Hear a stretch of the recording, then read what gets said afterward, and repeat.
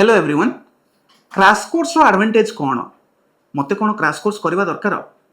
Advantage number 1 देखंतु जदि आपण क्रैश कोर्स करंती 30 बा 45 दिन भितर आपनकर 11 12 होल सिलेबस रो रैपिड रिवीजन हे जाय परिबो। Second point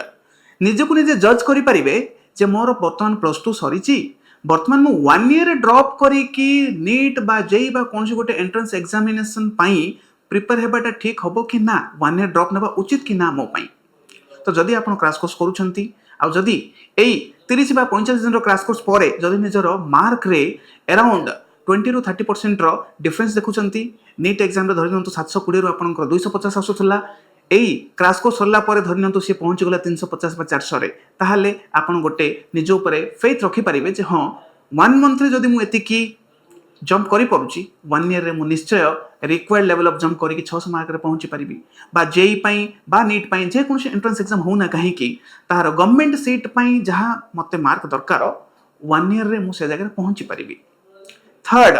two check authenticity of the institute and result जदि आपण इंस्टीट्यूट को जाई के पढंती आ देखंती जो फोटो द्वारा जो टीचर पढेबे कहि की आपन को बुझा जाईतिला से टीचर ही पढौछंती तो से टीचर तो पढिला परे आपण बुझी पारुछंती तो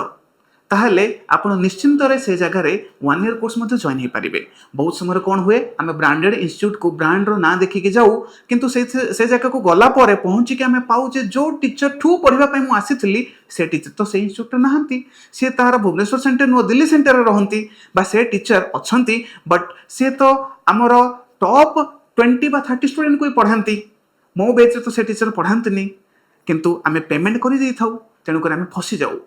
किंतु आपण जदि क्रैश कोर्स करंती गोटे इंस्टीट्यूट रो ऑथेंटिसिटी टीचर से टीचर को नॉलेज डेप्थ से इंस्टीट्यूट रो कल्चर एग्जाम पैटर्न सब गुडा को आपण चेक करि पारंती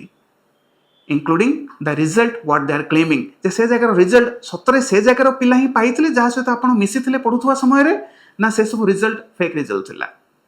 थैंक यू।